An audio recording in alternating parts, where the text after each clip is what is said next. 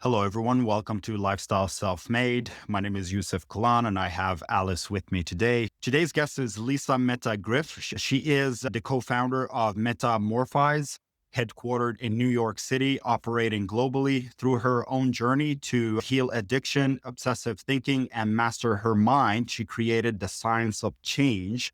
Tune into the podcast in order to know what that is, which is a process for people who feel stuck and want to break through negative thinking into positive action to live life full of abundance, fun, and ease. I think that's totally like Lisa's energy that she gives off too. And we had the interview with her. And what a wonderful setup for her life that she's created for herself, where she is from Long Island in New York State. And she spends half the time in Mexico doing retreats with her clients. So she looked like maybe she had been on the beach that day already when she came to see us, looked very relaxed and happy. And it was nice to see and quite and awesome that she's sharing the message too of what she's learned and how she's passing that on to other people. All right. So we have hyped up the show enough. So right now, let's get into the interview with Lisa Meta Griff. To start, tell us a little bit about yourself and how and what got you started with your business. Those are the big questions, right? And what are you? How did I You get can work. started with my business? I studied graphic design and communications in college, which led me to work in New York City as a graphic designer. I had the whole if you can make it there, you can make it anywhere thing. And I worked corporate for a while, and shortly I realized that when I was doing design work, I was always having conversations with people, and it wasn't about delivering a website or a logo. It was about really understanding people's minds. And that was what was behind everything. My graphic design career moved into business coaching, that then ended up into lifestyle creation. But now is I call myself a mind mastery. I shortened the path for you. Because yeah, I just noticed that it was really the mind that I was working with, and the deliverable didn't matter as much. So that's my going title, mind mastery coach and breathwork practitioner. Within the information we got from you before, you said there was a certain journey that you were going through in your personal life that led you to this path. Did you want to share a bit about that? Oh yeah, sure. The mind mastery work stems from my own obsessive thinking. I'm a very cerebral Virgo kind of person, come from a family of thinkers. And I had, or I don't know, yeah, I'll go with food addiction, which had my mind really obsessing around food. And there was a moment in my journey, I just realized if I don't get in control of my mind, then my mind is going to start controlling me. And it was through that recognition and then pairing it with breath work, which breath work was one of the fastest ways I found to come back home to myself, to reconnect with myself. So those two things were a part of my journey to know myself, love myself, trust myself again. And then it really grew into what I created a program and a process called the Science of Change. So it's what I support others to help them come back to themselves, to master their minds, to reframe how they're seeing things. I often say the things around you don't change, but how you see them can. So I like that I help people with perspective shifting and see the things differently. Yeah. So how did you Mhm. manage to combine the mental reprogramming and movement and breath work? What was the thought process behind it that helped you combine all of these together into your Yeah. So that signature kind of combination came from, wow, yeah, it's like all of the different parts of my life came together and integrated. So the mental reprogramming came from what I just shared, which is get control of my mind. And I was realizing that it was running the show. And so reframing the brain was one thing. You can walk around and talk affirmations all you want, but if you don't start to really put them into action or embody them, they are just words, which is great. Words have frequency, they have a vibration, and they do tend to help you attract what you want. Then I studied in India doing this breath work, and Osho was one of the Indian mystics that I did a lot of learning. He's not alive anymore, but his trainings really taught us that it's all about moving. We here in our Western world, we're moving around all day long, and then we think that we can just stop and drop into meditation. So he actually said, no, move it, keep moving. and then get tired and then come to the meditation. So that's a part of why I do the movement practice to help release the energy or the old stagnant programming. And yeah, they're great. And then the breath work itself is this actually scientifically will rewire your system on a cellular and tissue level. So the oxygen will just go, you're just really oxygenating your body. And what is oxygen? Life force energy. You're coming alive. So you're transforming. So that combination was just really powerful for me to release what wasn't working and start to step into the new self from a place of love, not lack. I think that was the big pivot for me because the food addiction and the mental stuff around that was like, I'm not good enough. And it came from lack thinking. And then the pivot I made in my business and in my life was to realize like change from love to better myself, to evolve, not to fix myself or to keep changing, which I think is like something people have a lot of in our world, the Yeah. constant need to fix and change versus evolve and grow. When you like when you were studying this, was it with the goal to do this for yourself, or were you already thinking that you might want to share this at the same time? Yeah, I love that question because I took the breathwork training with zero idea of ever teaching it. Someone told me it was going to be the fastest way to change. And I was like, sign me up because it does bypass the talk therapy stuff. Sometimes we can just talk ourselves into awareness, but the breath work was one of the fastest ways to get past the mind. And I needed help doing that. Yeah, when the training was over, it's funny how decisions then start unfolding in your life. And I found myself actually after the training, that's when the teachers invited me to India. I spent 6 months in India. And when I came back, one of the girls in my group we decided to start Urban Breath NYC, which was like one of the very first breath workshops in New York City. And it was so fun. We loved house music. We were getting people breathing and moving and dancing. So no, I did not have any intention. And now here in Mexico, people come and the retreats have breath work. I do 2 retreats every year here in Puerto Morelos. Oh, nice. And yeah, I love that question because I love knowing that sometimes things just unfold because you make a decision to try something new and without the intention of having to make it a career move or make money Yeah. from it, I think that literally to heal myself. I think, yeah, life is like that too. And even business, I think even if you are trying to build a business, it never doesn't ever end up quite how you expected to. And to be Yeah. able to go with the flow and just figure out what's right for you as you go, I think that's a beautiful thing. How Yeah, does your one of business? my little Yeah, what sorry, was go on. that?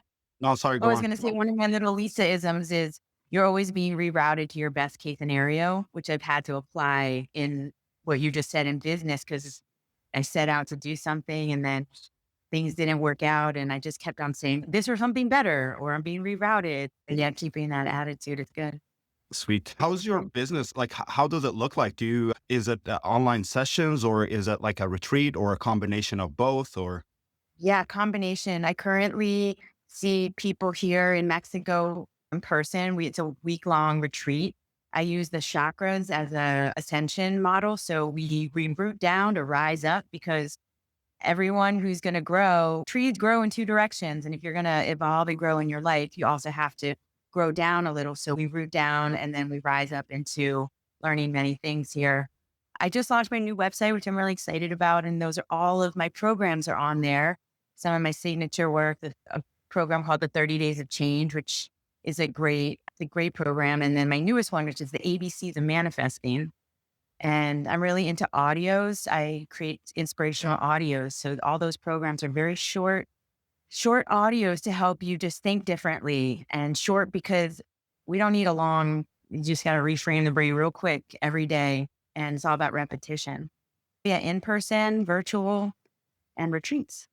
So you said like that you were mentioning affirmations and you talked about how you can do them, but if you don't embody them, then it doesn't work. And I'm curious, like the audios that you're talking about too, is that is not like someone like saying affirmations to you or and like how did the connection happen for the person? How did they make the change to actually Yeah. Well, the 30 Days to Change program is specifically uses what I call my 5 a day method. So You do one thing for 5 minutes a day. So you are actually embodying it. You have to keep showing up every day for 5 minutes a day. And it's accompanied by an audio. One of the three keys to self mastery that I teach, the very first one is resistance. I really believe we must master resistance.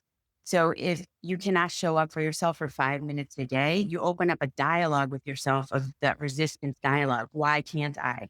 So it's not even about doing the thing. It's about learning to push through the resistance because that's what's going to show up everywhere. Resistance is the gatekeeper to your next level.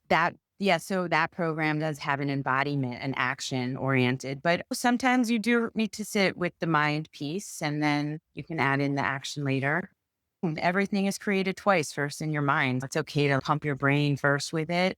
And then there's a moment where you transform it into action.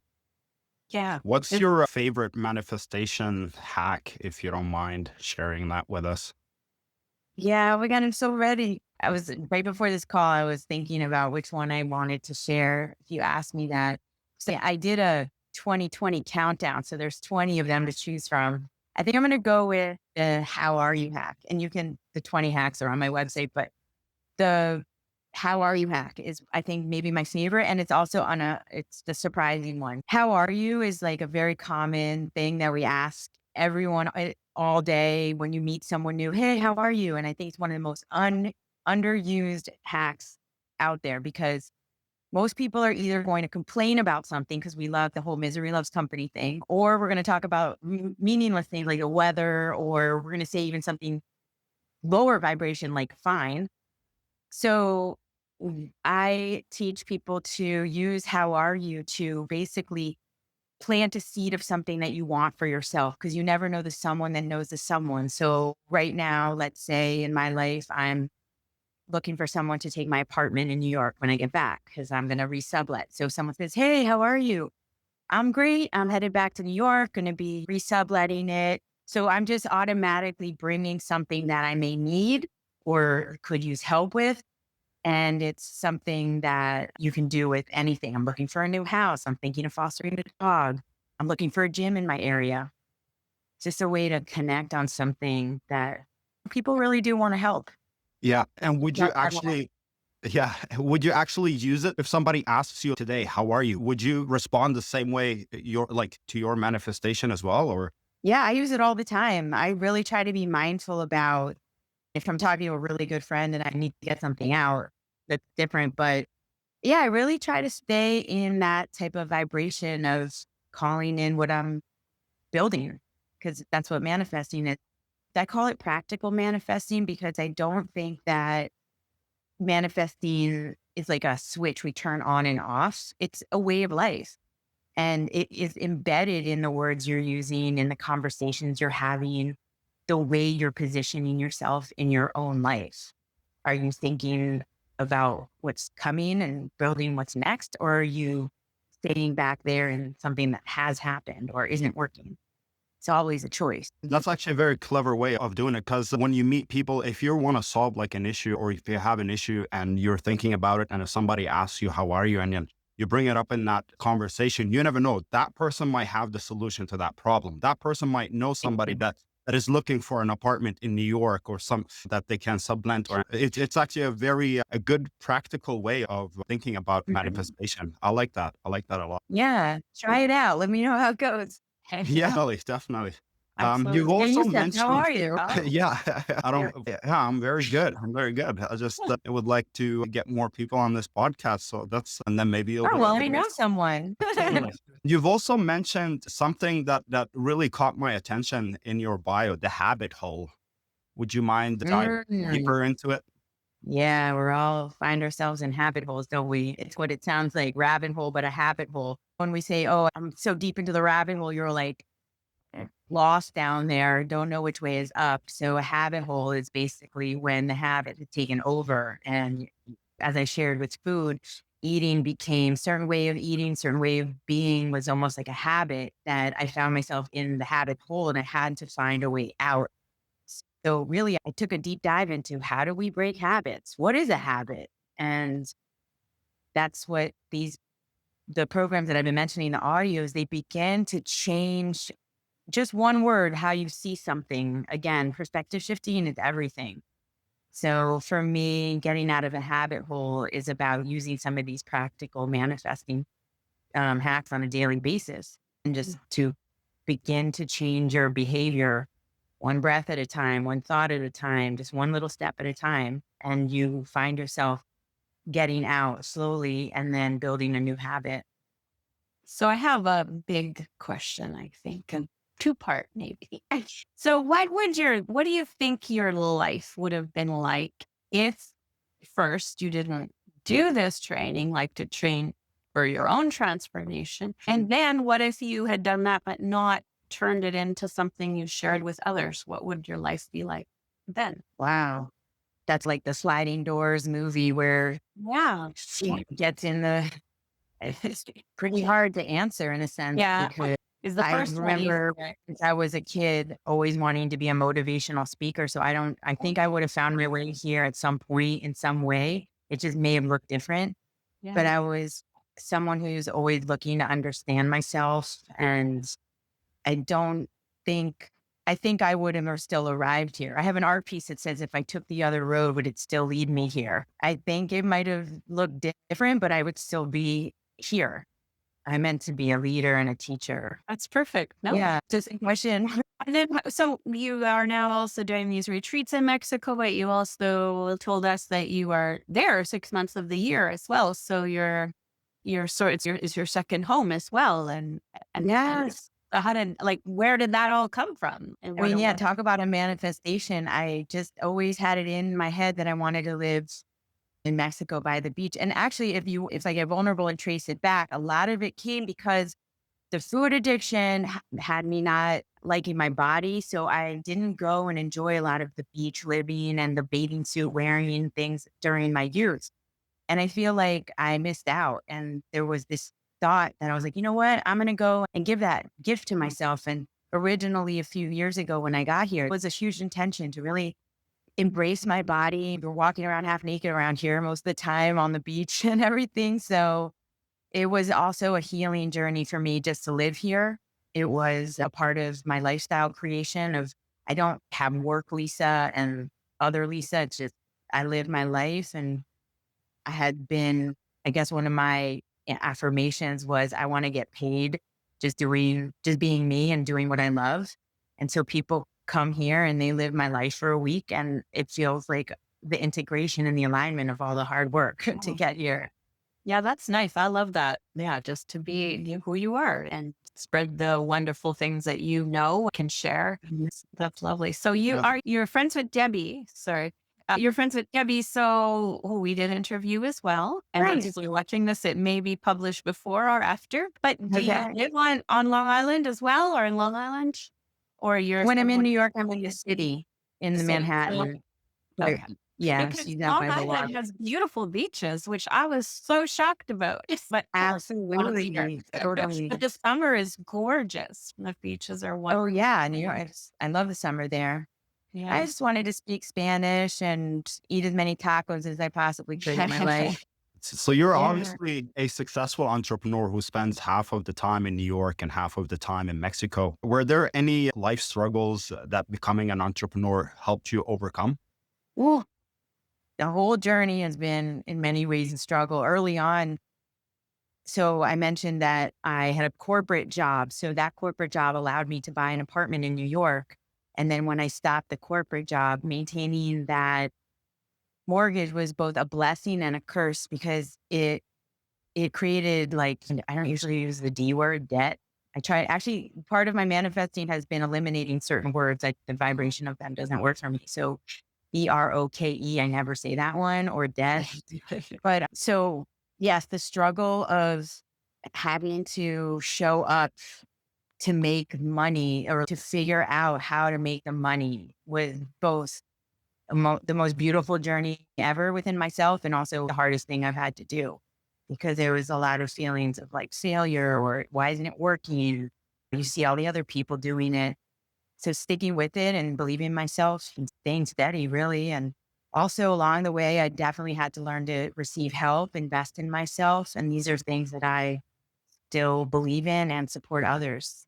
When people come to the retreat, I always say the retreat starts the minute they said yes. It's not even about coming here yet. They said yes to an opportunity, call it the ripple out effect. It's like throw that little pebble in. And so they said yes to it. They are stepping into a worthiness and the level of worthiness by being here. Nice. And I've seen that in my own life, even buying programs I didn't have the money for and believing in that me. Yeah, that was a struggle. I think the financial piece was probably the biggest struggle. Yeah. And then being here in Mexico was like the other side of that, like arriving at the celebration of creating an abundant company, which is hard to even say, but yes, thank you. So, yeah, So before I jump into the other entrepreneurial question that I have, I would like to just, because you mentioned you tried to eliminate certain words or manifestation and like negative words, obviously debt is one of them. What's the thought process behind it for somebody like me that wouldn't know why the elimination of those words are important? yeah, words matter. Words have a vibration and everything is traveling with its counterpart. So it's really a choice if you want to live in a higher vibrational state to use words that are elevating you. I can see the same thing in two different ways. So like common thing is people saying, "Oh, I can't afford that." Okay, we don't even think anything about it when we hear it. But the more, in my opinion, higher vibrating way of saying it, I choose not to invest in that at this time. And it makes it, again, coming from the abundance instead of the lack. I can't afford it means I don't have it to give you, but I'm choosing not to invest in it means I have it because we have it. It's around. We can ask for it. We can find it. We can earn it. So I've just been over the years very mindful about the words that I use and making sure that they're as elevated as possible and always holding, yeah, the highest frequency and the vibration so that you've heard the law of attraction and it will attract others that are at that space as well. So the reason why I eliminated broke and debt is because they were just so like low vibrating for me. And they were representing a hole that I was in, the habit hole and other black hole. Literally, they call it being in the red. So, yeah. What were you going to say, Alice? So I was like thinking, like people say, changing those words, it's probably something that you have to do consciously to start with, right? And then it becomes a natural thing. And I was trying to think of putting it into practice. Like I find I hear that people who tend to be sensitive and who, do think that their surroundings are the cause of their problems and things rather than the way they look at them. And they will see someone, sometimes it's me, where a lot of things don't bother me, where people could say something and it won't upset me. And I will be told that, oh, stuffing your feelings is not healthy. But if you don't have the feelings in the first place, Yeah. if it doesn't bother you, are you stuffing, like obviously stuffing your feelings is a bad thing. And then that's where I wanted my question to go is like, how do people get from that point where they are just stuffing stuff down to actually it's not affecting them? Neutrality. Yeah. Neutrality is a beautiful place to be. That's a really powerful place because in neutrality, what you're saying is not bothering you. You can move any way from there because you're not in any judgment. So you have a very witness perspective. But we're talking about a few things here. So using the words consciously is just a choice you can make. So using broke versus another word, investing. But stuffing feelings down, that's like more about we're all stuffing something. I was stuffing food to not feel. So if you're stuffing feelings down, that's more about what do you not want to feel?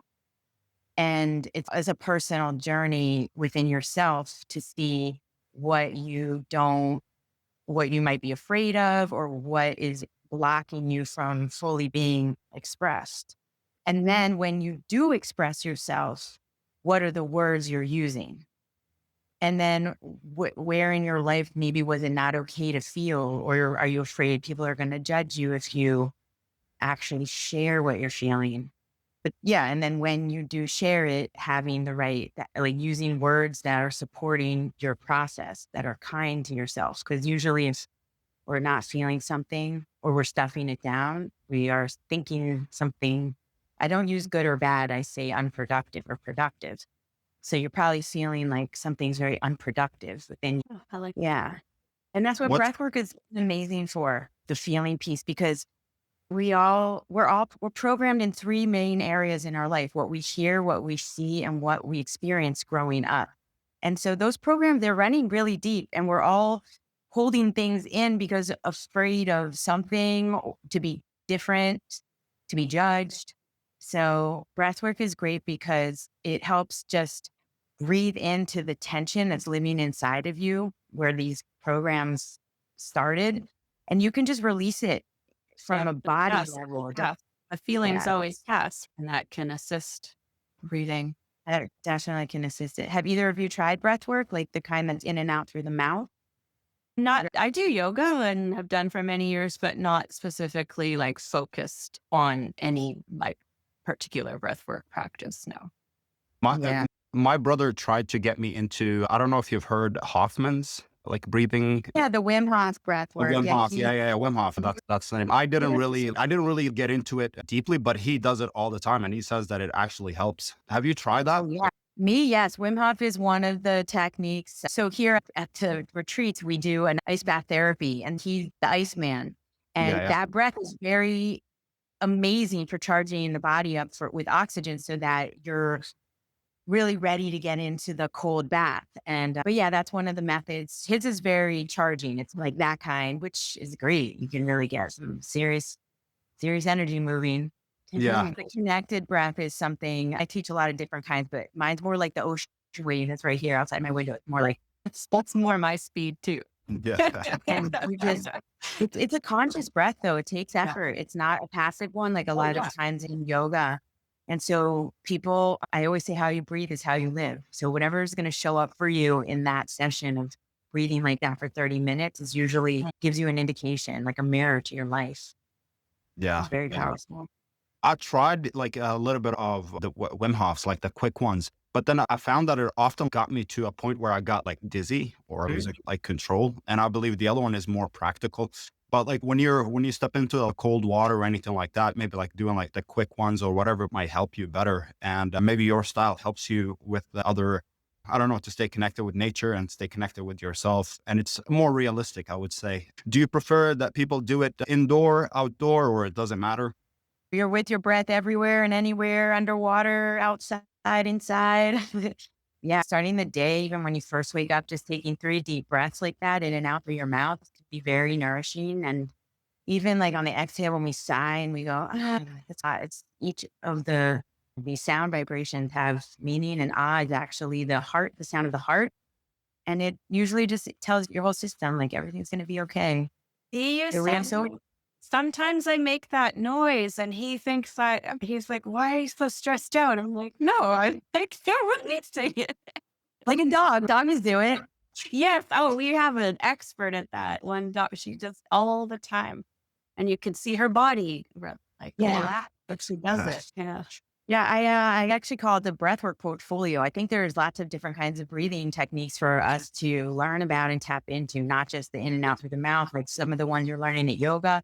Super powerful for regulating the left brain and the right brain. There's nostril breathing. I think it's a fun adventure to go on because the breath is a very underused tool that we have. And have you ever heard of that? Get high on your own supply. Yeah. So breathing can make you, like what you were saying, that dizzy that you feel. It's because like we're just not actually taking in the capacity that we are capable of. And as far as making this a manifesting tool, by expanding from the inside out, by actually taking these deep breaths and pushing up against your own resistance, your internal cavity, you're also sending messages out that I'm ready for more. I can take in more. You are opening like tiny little capillaries and like stretching. And it does mirror the manifestation or the growth that we are constantly seeking in our life. And we want more, but actually we're afraid. And so the breath, that's what the breath is. It's like breathe in, expand, come home and be safe. And then, so getting into a practice and a rhythm with yourself and knowing that there's another Lisaism. The contraction is just the preparation for an expansion.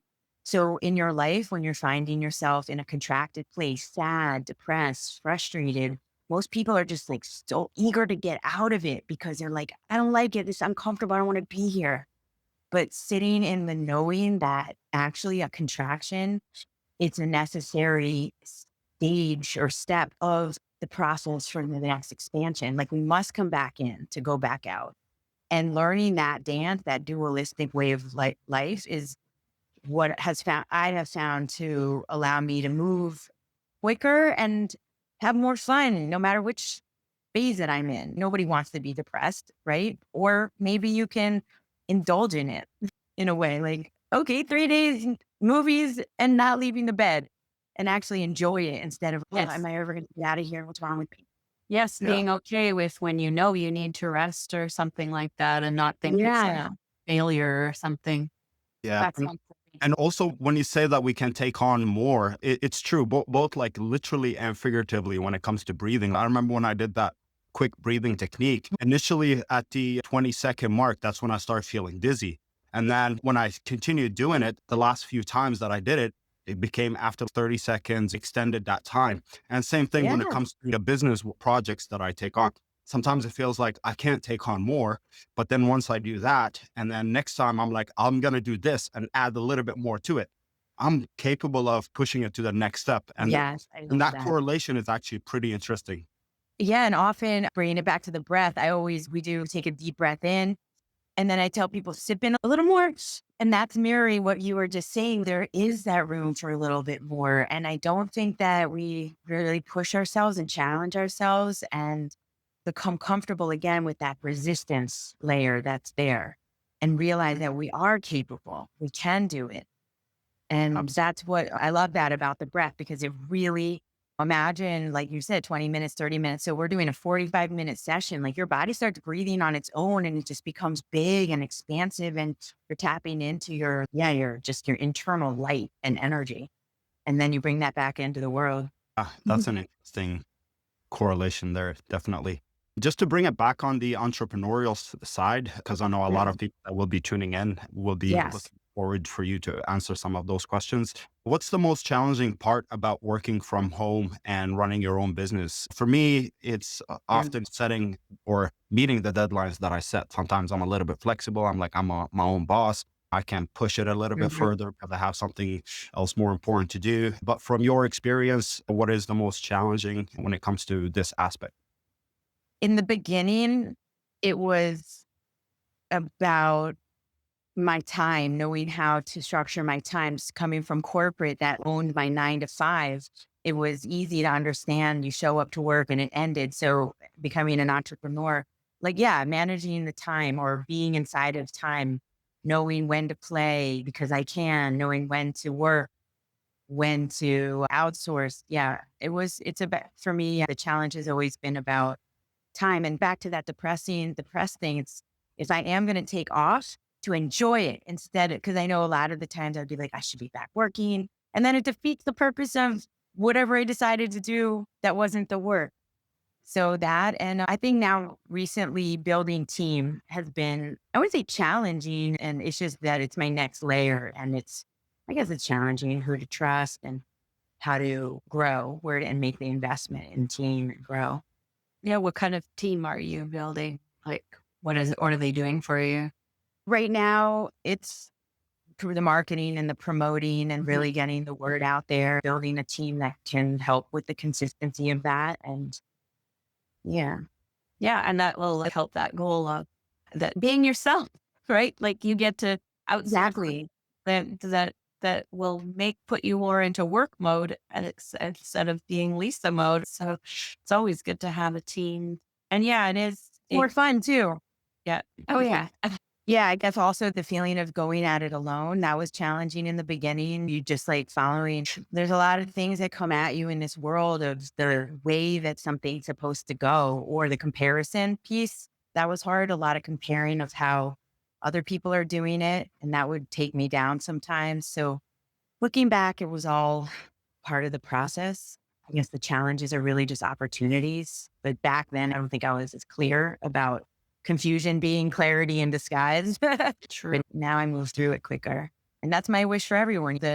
It's not that we fall off, it's how fast we get back up that I believe defines self mastery. And I fall all the time. And I just would like to think that I'm shortening my dance to get back Yeah. up. And So Very you true. mentioned that you've had a corporate job before, and how was walk me through, because a lot of people are curious that will be listening now. They will be wondering, Mm. like, how did you transition from corporate into business? Was it like a sudden move, a transitional process, or yeah, just tell me a little bit it about it. was a little of everything, but I was working at WeightWatchers.com. I was the 30th employee. I designed their first website. Oh, It was a subscription based website. And my fifth year there, I started to, we had grown to 200 people, and I started to feel more of a number and not a name. The corporation was getting bigger. And I remember I had a very specific incident that happened where it was something in a review that they reprimanded me for not following process versus doing a good job. And I was like, I think my time here might be done because I just didn't feel like my hard work was being, I was like working hard for someone else. And I decided to follow my heart. I moved to Amsterdam. I was in a relationship. It didn't work out. And when it didn't work out, I was like, I'm going to just start my own company. So I guess it was like a little series of events that led me to just trying it out on my own. And the thing about graphic design is everyone's always asking you to do something. So I always felt like I had freelance projects on the side.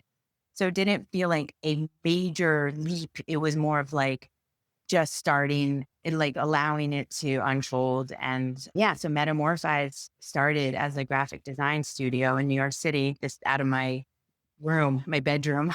And word of mouth led it to grow. And I still love doing logos and branding. I think branding is something I still do. It's embedded in everything because branding is how we speak about something, including ourselves, who we are, asking the questions. Like I think it's all about asking the right questions. The answers are always in the questions.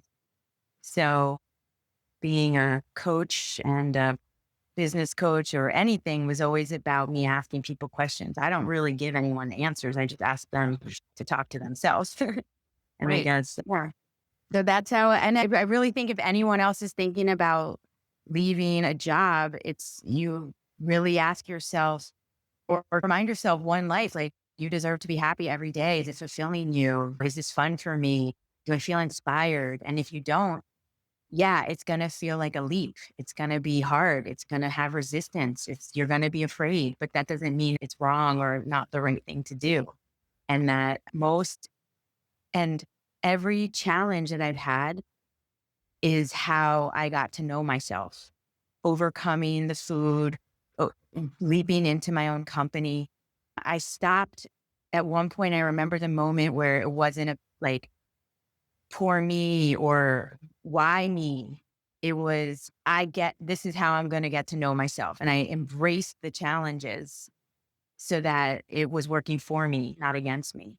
Because we can always find the evidence to support our case. So if you're in a job that you don't like, there's ways that we find, oh, the money's good or it's comfortable, but Yeah. it's super scary. And our society doesn't like really like we think that's too risky that you have to go for security. But the thing is in the corporate world, there isn't. The security isn't there anymore anyways. It may have been like 20, 30 years ago or something like that. It's a different place. So finding your own thing and where you're able to adapt and change is certainly Totally. how that's And that's the thing. We are very adaptable where we can adapt quickly. I think it really comes down to asking oneself, ourselves, yourself, myself. That's where the lifestyle comes in. Is the corporate world is about making the money, a lot of the time saving it so you can live some life on the other side of retirement. I just chose not to subscribe to that model, but if it works for some. That's great. I just feel like, why not what would retirement look like now? How would I live my life if I was living like that? That's what brought me here to paradise. Yeah, nice. That's awesome. It's sunny and a little warm today, but I was going to say, where are you? we're in Vancouver, Canada. Oh, nice. Okay. So it's a nice spring, warmish, not warm, I would say. It could be a little bit warm. Yeah. Normally in April, it's a little bit warmer than this, but it's real sunny, beautiful. It's not raining, so I don't mind it. Something that what is something you guys are manifesting in your life? Is this something you're growing or creating? I would like to know. I could say, like, when I was a kid, obviously the stuff that I manifested was, or thought about consistently, not necessarily manifested, was to become a professional athlete and a professional footballer. But in my 20s, what I started to manifest was more of time freedom. That's what I wanted. And that's what I consistently thought about. But I never actually took any classes or any courses or anything like that. I was like constantly thinking about it over and over again. And that sort of prompted me into trying multiple different business projects until I found several that kind of worked for me. So but today, I don't know if I have anything that I'm manifesting. Maybe that's something that I should bring back in order to take it to the next level, because people stagnate, and sometimes we stagnate together with our thoughts. When our thoughts stagnate, we stagnate with them, I believe. I might have a better answer to that in the future. I love what you just said. It was awesome because it was very lifestyle oriented, like to freedom and time. And then you were open to how it showed up instead of the other way around. So that's very powerful because you're open. Totally. Yeah.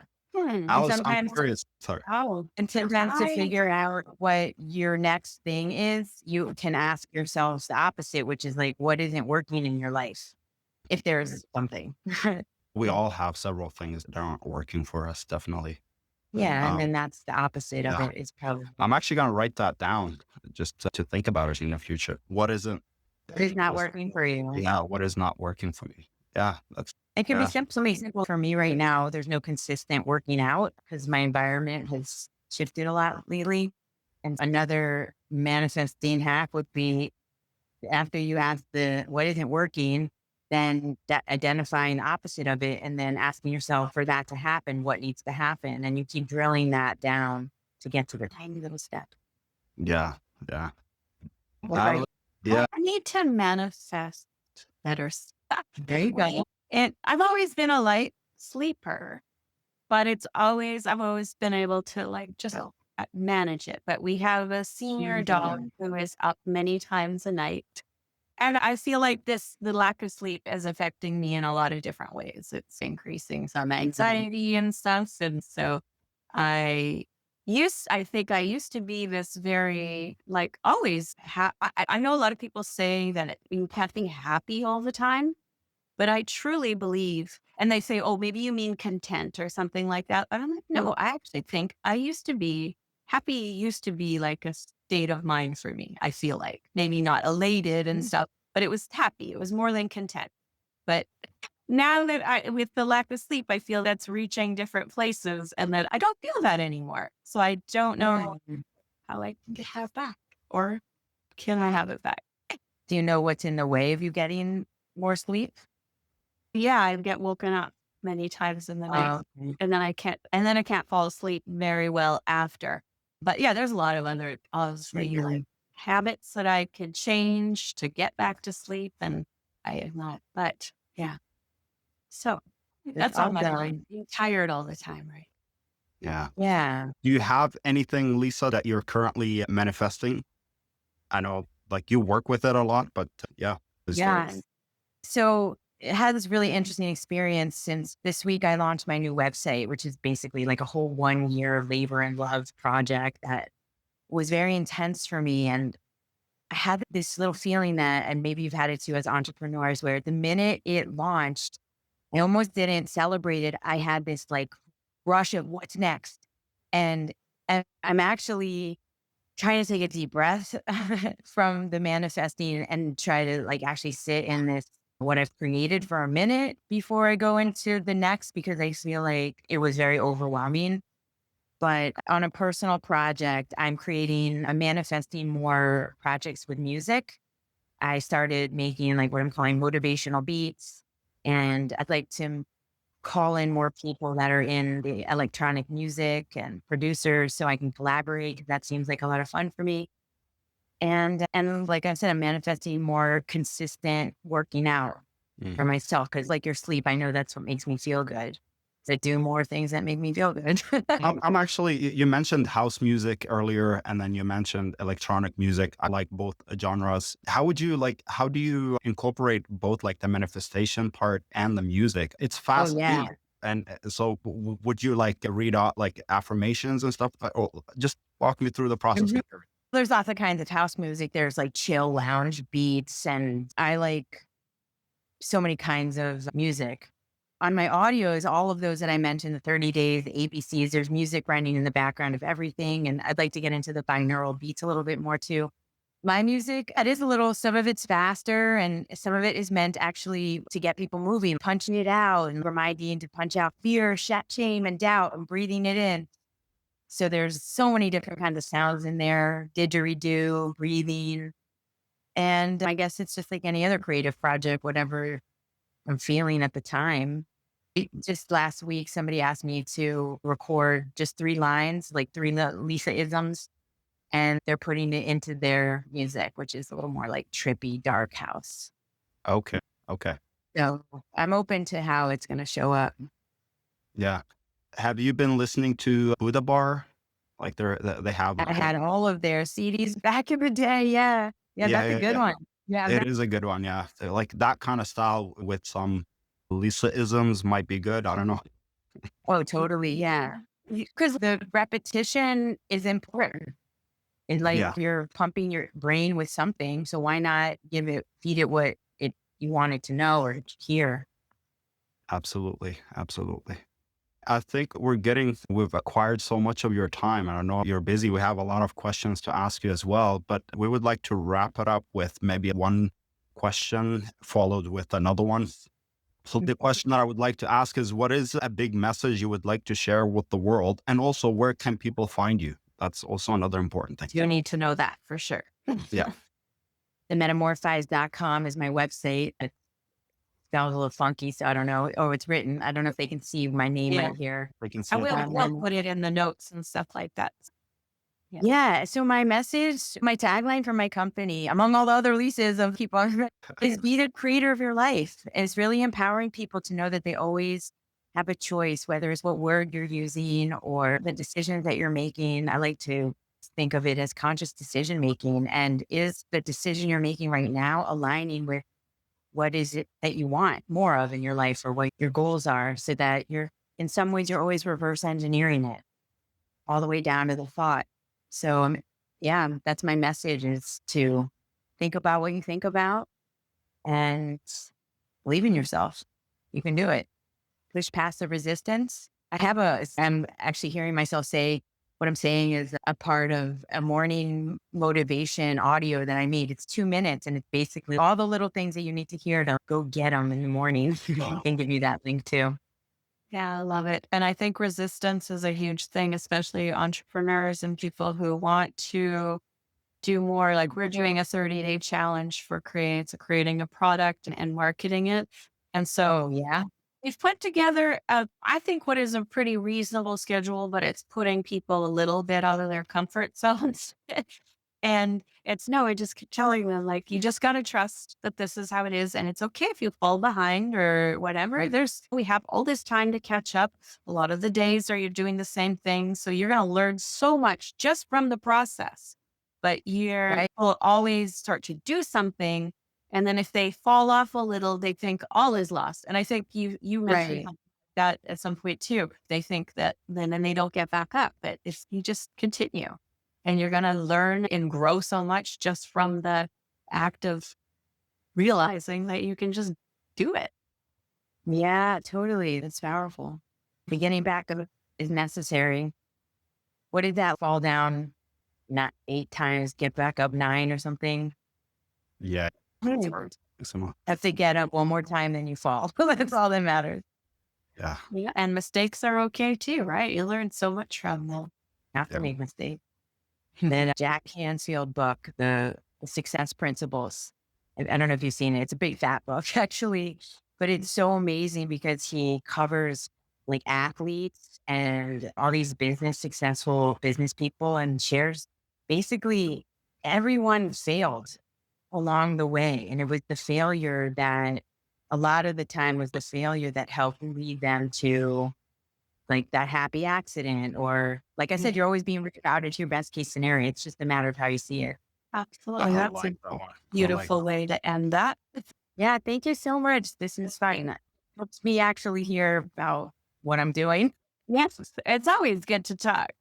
So thank you very much. And Lisa is at metamorphize.com. Maybe you can visit her in Mexico. And Thank you, thank you Lisa. so much. It's a pleasure to get to know you. And I'm holding your manifestation sleep, and we'll get back to me on the next one. Have a good one. Yes. All right. Thank you so much. Have a great one. Yeah.